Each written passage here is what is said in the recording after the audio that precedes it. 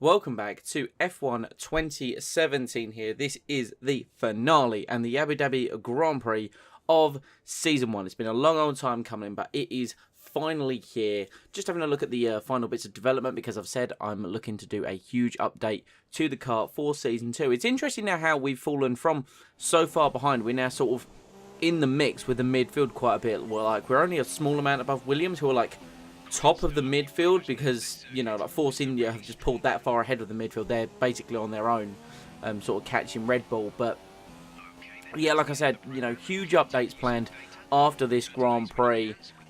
Just trying to get it where I can move on to some major and some ultimate upgrades, especially in the engine department. Get it so we're over there. So Season 2 will have obviously a bit of an improvement at the start, and then over the course of that season just build and build and build and build. That's the plan, but we'll sort of see how that comes about. But first, you know, before I keep talking and yammering away about Season 2, of course we have this finale at the Abu Dhabi Grand Prix. It's been a while since I'd played F1 2017. The race before the Brazilian Grand Prix I'd recorded quite some time ago, so this was me actually stepping back into the game almost as a fresh. I did some practice laps and like on a separate driver. I created like another driver. I did a few universe. God, I've been playing a lot of 2K18 recently. A lot of career races on another driver, just to get back into the grips of how the game felt. And this was actually the first race I recorded on my Xbox One X. And yeah, the game ran very nicely. Inputs nice and crisp. But anyway, we're now on to qualifying. As we can see here, as the sun sets in Abu Dhabi. Not the best lap, been a bit scruffy so far. I'm half a second off Magnussen, which is the team we're actually closest to. So to be half a second off the team that we're supposed to be on equal footing with probably isn't the best. So we're going to have to try and pull something out over the rest of the lap, as Hamilton does a 37.9 as we push the car out very wide. Come through the final corner on the power nice and early. Where's that going to put us? We do go faster than Magnussen, but we are still 3 seconds off the pace of the Mercedes. So come later on in the session, we are down to 10th, so we need to try and pull a lap out of our arse as we go through the first sector a little bit down. Grosjean is currently in 8th place and currently directly in our way. I would love to get past him if I could, but he's annoyingly there. Luckily, I could stay on the throttle from when I actually hit the accelerator. I'm going to use a bit of slipstream to try and claw back some of the 0.2 of a second I've lost so far on this lap. So we'll use that to hopefully benefit down the rest of the straight. We're still a 1/10.5 down though as we come into this sector. Now Hamilton just parks it on the apex, really annoyingly. Just couldn't have put his car in a worse position, but thankfully that chicane somehow, even after Hamilton got in our way, that was still better than we took it first time around. So we are looking to improve on this lap as we do drop out of the top 10. Danny Kvyat, or whoever the hell went faster, has made a big improvement.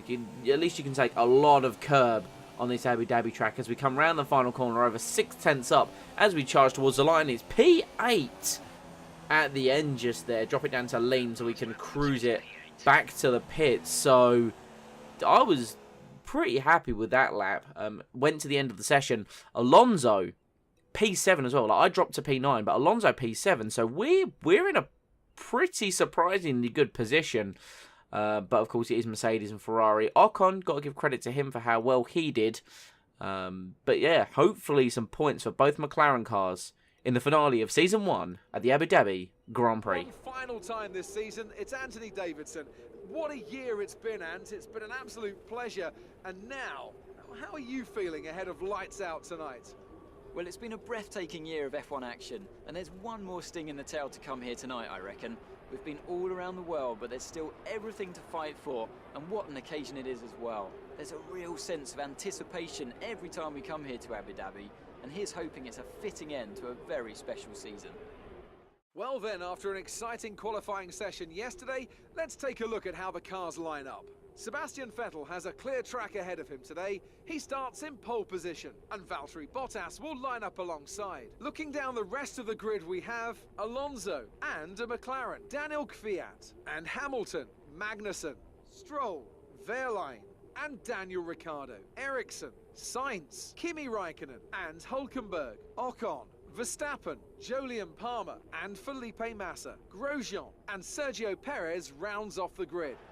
So I couldn't quite believe it. The reason why you probably actually saw that for the first time this season was the amount of grid penalties that the other drivers incurred, putting Alonso in P3 and myself in P4 for the final race of the season. A huge opportunity for us, because bear in mind we're still battling for 7th place in the Drivers' Championship, and there are still points for the Constructors on the line here. Now, I'm going to be conservative, and I think a 2-stop is the better idea around this track, because the tyres always seem to last longer than the prediction gives us. So we'll see. But you know, in 2016, the game, like, the tyres suffered from really weird drop off. Like, you got the response from the tyres as if they were 60% worn when they were 30% worn. So let's sort of see how different that is this time around. But I can't believe it. Sort of, you know, you've got a Mercedes,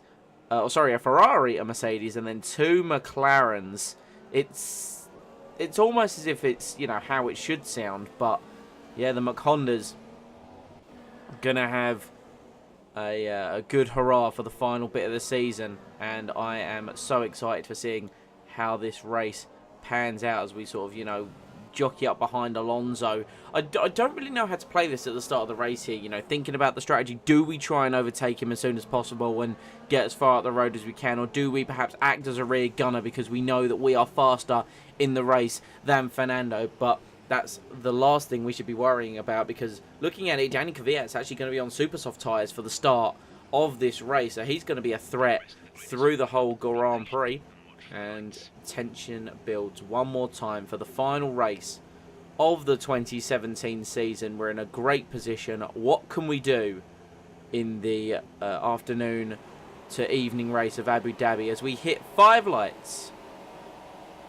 And the finale of the 2017 season is underway. Bottas bogs down a little bit there. Alonso going to the outside. Can he make the move around the outside of the Mercedes? No, Bottas on the inside, able to get the drive. Hamilton already up into 5th position. We hold 4th. It's been a less hectic start than we're kind of used to at the start of these races. So Vettel holds the lead. Bottas in 2nd position. Then Alonso 3rd. Myself in 4th. Hamilton in 5th position. And we're going to try and stick to Alonso. I don't expect him to be challenging the cars up ahead, but if we can stick with him and act as a rear gunner and sort of see what we can do as this race goes on, as we sit in his slipstream. Of course, we've got to be wary of the Mercedes powered car behind us of Lewis Hamilton, but he doesn't actually go for a move into the chicane for the first time around. We do, however, have Bottas hassling Sebastian Vettel, so we may see a lead change in the next few laps, as Hamilton just going to remind us he's there. But come end of lap 2, beginning of lap 3, the cars ahead, Vettel and Bottas, have driven off into the distance. But we're keeping Alonso honest. He has pulled a little bit of a gap to us, and Hamilton, of course, is just going to sit a few tenths of a second behind. But you saw it there. The front runners doing are in the 42s. We're in the late 44s. And come lap 3 and DRS being enabled, it is Hamilton who is on the move as we try and defend to the inside. Hamilton's going to have none of it. Down the inside, what can he do? Into the chicane, he's later on the brakes. Can we hold it round the outside? Leave the Mercedes driver room as we now go to the tighter second part. Hamilton's going to get much better drive, taking the wider line. He has taken us there on the exit of that chicane, but we now moved to the left, right, left at the end of the second sector. Hamilton squeezes us to the inside. Can we be brave on the brakes? A bit too brave on the brakes. We go deep, have to take to the skirting of the track, and the back end almost went round. We nearly spun at that point, but we've managed to defend the position against Lewis Hamilton, and that's cost us a bit of time against Alonso, so we are now completely under pressure. But then I suppose looking at it this way, Alonso can go off into the distance as we again make a mistake, running very wide in the final section. Hamilton tries to go round the outside. We squeeze him out and we keep the inside line, take a lot of curve, run out wide so we can't get any kind of run on us, and that's just about us defending the position against Hamilton at the end of lap 3. But lap 5, he makes another assault, goes to the outside this time around, and just look at the extra speed he's got in that Mercedes. We dive late on the brakes, down the inside, make it so we can't cut back underneath us, but we hold it out wide this time, meaning he can't get that run, and that's hopefully prevented him that time around. So it did. Lap 6, Danny Kvyat has a go. Hamilton nowhere to be seen. He's pit early to stop being delayed by the McLaren ahead of him, so Kvyat pulls ahead. We pull into the slipstream, duck down the inside of the chicane, the most popular overtaking spot on the circuit, and we've been able to hold that position versus the Toro Rosso. End of lap 6. Alonso comes in. Now, I don't know what tyres he's going to be putting on. It is around about the time you could fit a soft tyre and go to the end, and that's exactly the decision I've made. I've analysed the pace we have and the pace of the other drivers, and I think, honestly, we're better off going for our one stop. So we're going to make that safety decision now as we come into the pits at the end of lap 7. We're going to fit the soft compound tyre and go to the end of this race as we dive in. Danny Kvyat, of course, continues on. He had a good pace, a lot of good pace on that super soft tyre, so that's something we should probably be concerned about later on in the Grand Prix as we pull up now. Going to fit the soft compound tyre. Come on, McLaren, what can you do? A 2.6 pit stop, that's pretty nice. We're going to go to the exit. A big old gaggle of cars go past us. So does Alonso, so it looks like he's actually pulled out a bit ahead of us there. Couldn't see Hamilton's name as part of that train, so I don't actually know how much time he has gained by pitting at the end of lap 5. He had 2 laps to undercut us. So, yeah, not too sure where Hamilton is, but we are now on the hardest compound of tyre. Alonso is on the super soft, so he has committed himself to a 2-stop strategy. So now it's 2 McLarens on the same piece of road on similar strategies, and we've now caught Alonso by the end of lap 9. The dirty air not allowing us to turn in. He's stuck behind the Sauber of Marcus Ericsson as we now come to the start of lap 10. Esteban Ocon is right behind us on ultra soft, so we're going to try and follow Alonso. He's going to go around the outside of Ericsson. I've completely missed the turning point to turn 1, and Ocon's just mugged me off down the inside there. Raikkonen is in 15th on ultra softs, but we're now going to go right around the outside. Look at all the extra grip we got to go around Ocon. We're now going to go down the inside of Marcus Ericsson into the first chicane, and that is us up into 12th place. I took far too much curve on the inside, unsettled the car, and we went very wide there. I've never been good around that sector of the circuit, but we're now once again trying to follow Alonso as Raikkonen pretty much is following us, as we're trying to, of course, make up as much time as possible as we head towards the left, right, left at the end of the second sector. Raikkonen was very aggressive on the inside. He's come through. We're side by side through the sector. He takes a lot of curb. He barges us out of the way. You see us completely off the circuit at that point, but he squeezes himself too tight onto the next left-hander. The hand of rage from Kimi Raikkonen goes up as we go side by side through the final sector. Can we take it through the slow technical section? Raikkonen holding on to the bitter end. We have to take the inside line, squeeze him out, and now he's come under pressure from what I believe to be a Red Bull behind him there, but we retain 10th place. And no, it's not a Red Bull, it's Esteban Ocon, but you know, in all the excitement, Hamilton sets the fastest lap of the race, so he's well and truly way ahead of us now. So he looks like he's trying to storm up the field and maybe into the lead after he was demoted to 6th. But now Raikkonen looks to make a move into turn 1, and we sort of just have to leave the room. And he's a much faster car, 2 compound softer tyre. There's no point in fighting that and losing time. So it's now a couple of laps later. Raikkonen has been on the move. He has passed Jolyon Palmer, who now comes into the pits, and he has passed Fernando Alonso, who is struggling on those super soft tyres. So maybe they don't respond very well after a little bit of wear. They do go through that awkward period that we saw on F1 2016. Because, theoretically speaking, we're in the same car, and Alonso should be pulling away from us due to the tyre compounds, but we're now in the dirty air, go very wide over the curves. That might have caused some damage to the underside of the car as we set a personal best, though, in the first sector, all over the curbs, trying to stick behind Fernando. You see Raikkonen there on the back of what I believe to be a Toro Rosso. That might be Kvyat, actually, so he's probably made his pit stop and gained a few seconds on us, but we're now in the slipstream of Fernando Alonso, DRS active, and this is going to be it. I think it's going to have to come from a long way back, but we're going to have to make the move. Alonso's dropped down the field too far for us to act like a rear gunner. We now have to run our own race because Alonso has now got another pit stop to make. That's his strategy. I'm going to run mine. I'm going to drive off into the distance as now Romain Grosjean tries to go down the inside. He's passed Alonso now, and we now fight for 5th place. Kvyat has made his pit stop and is up ahead, running in 4th. And Jeff now decides, you would think it would have been clear to him that I was going to change the strategy after I went onto the soft tyre. But alas, I had to confirm that with Jeff. But now Grosjean has dropped back. Looks as if he must have made a pit stop. And we're now running in 5th on our own a little bit here. But there's some yellow flags, now some green flags, and a safety car. Perez out of the Grand Prix. So that's brilliant news for us, because that's one of the guys we're fighting in the championship for 7th place. And it's, well, by the sounds of it and by the looks of it, that is an engine failure for the Force India driver. He pulls off, destroying one of the breaker boards. Thankfully, that's not one of the ones I need. I was very tempted at that exact moment to pull in and stick on a set of super soft tyres. You saw me sort of in the middle of the road, but decided against it in the end. You know, we're going to stick to this strategy. I'd rather not drop down the crocodile at the back of the safety car.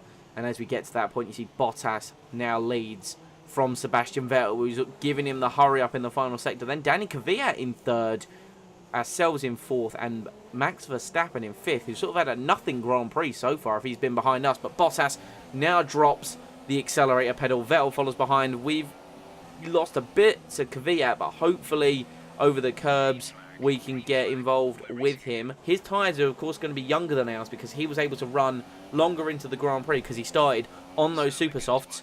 But if we are able to stick behind him and make a move, that could be a potential podium. As I say that, Kimi Räikkönen on a fresh set of super softs moves into 5th place, and by the back straight he's going to try and have a go if he can, but Kvyat's left the door wide open. We lunge it down the inside very late on the brakes, and we just try and bring it through if we can. Kvyat in the end was able to stay ahead of Kimi Räikkönen and tried to have a go around the outside, but unfortunately not able to. We are up into 3rd place in the finale of the season, but now next lap Räikkönen is on the move, and we were very slow out the chicane, so I had to ask about the vehicle condition, and we've lost 3rd gear. That's why we were so slow out of the chicane, and that's why Räikkönen is just gonna eat us alive down the straight. Look at the sparks, he squeezes us to the outside. Can we make a move?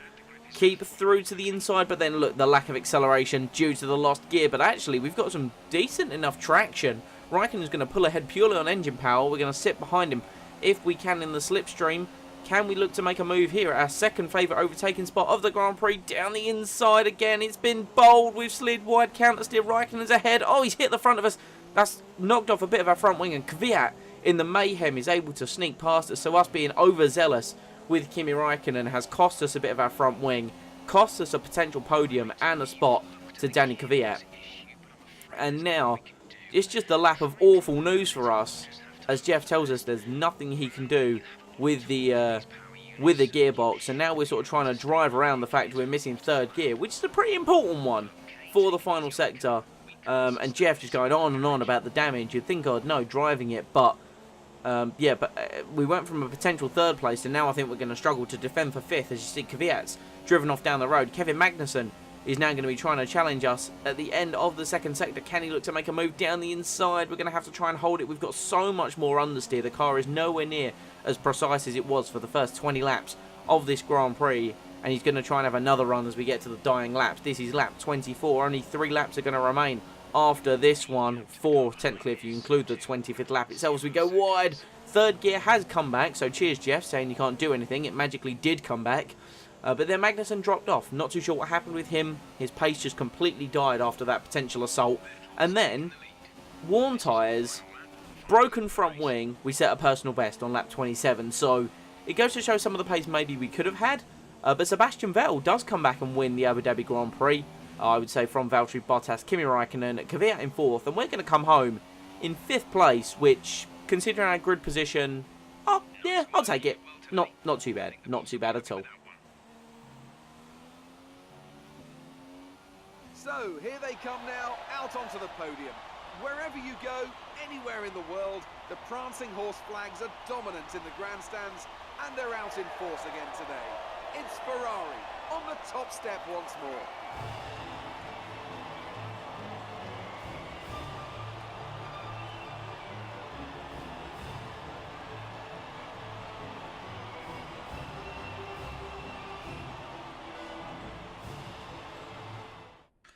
Well, there's the race results. Vettel wins from Bottas, Räikkönen 3rd, Kvyat 4th, myself in 5th, Magnussen, Massa, Hamilton, who made 4 pit stops in the end, Ricciardo and Grosjean mark out the top 10. Alonso, unfortunately, coming home in 11th, not able to score any points. He had a 10-second time penalty there, which I don't know if that's applied correctly, because apparently, like, if you had 10 seconds to his time, he would have come 6th, so I don't really know what's going on there, unfortunately. But yeah, we just run down sort of the rest of the field here.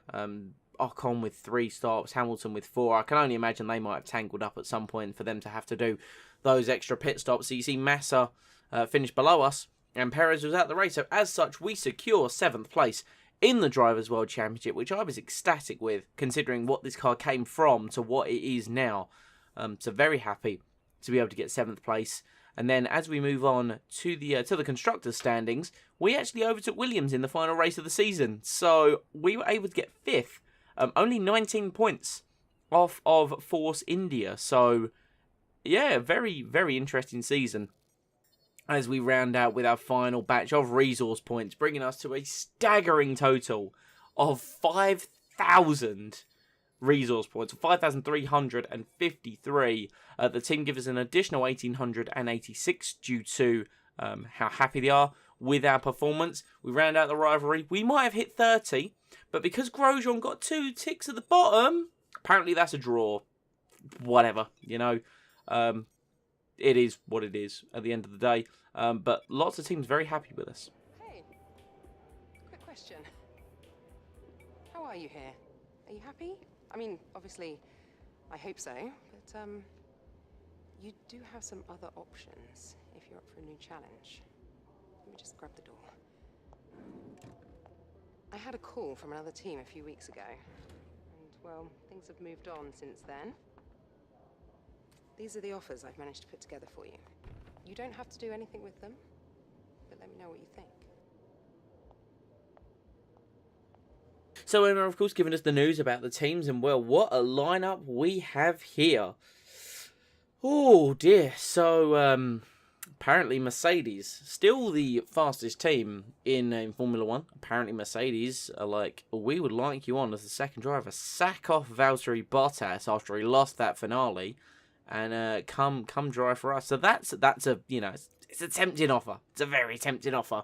Then of course we have Red Bull Racing. I think if we join them, we could bring them back up to fight with Ferrari and Mercedes. And Williams was a bit sort of, I mean, it's if you look at the performance chart at the bottom, it's not really a great improvement for us. But I've said it all along, I intend to bring McLaren back to the forefront, and that's exactly what we're going to do. So we're going to carry on into Season 2 with McLaren with our teammate Fernando Alonso. So congratulate us on getting 7th in the drivers, and myself and Alonso, mainly me, got enough points to get 5th in the old Constructors' Championship. But we now have some business to attend to.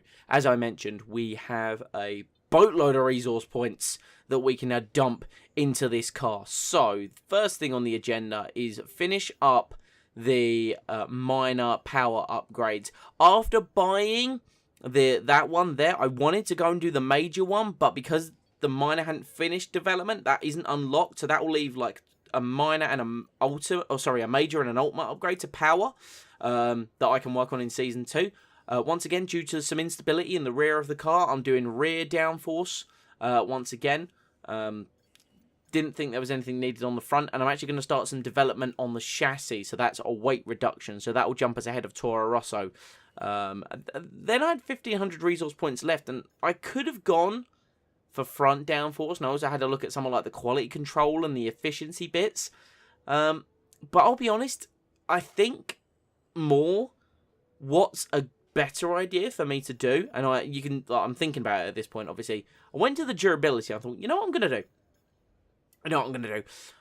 Gearbox durability, absolutely. And I'm going to spend this last little bulk of resource points I've got on some extra durability of the bits that wear out the fastest. So the MGUH is like for your lean mix, and your energy store, the energy store, basically, the more worn the energy store gets, the faster everything else wears. So I added some durability to that, and I'm also going to add some durability through to the turbocharger, because obviously if the turbo's warm, we get less power. So I used that as a bulk, got rid of everything. So the actual performance upgrade we're going to get isn't as big as what I was hoping for, but now that we've done those durability updates, I think we're going to be able to push even harder in Season 2 on the updates. Get the major and the ultimate engine updates. Get those on the car as soon as we can by sort of, the midway point of the season, or maybe a little bit later, and then work on aero. But that is it for Season 1, guys. I hope you really have enjoyed, and stay tuned for upcoming Season 2.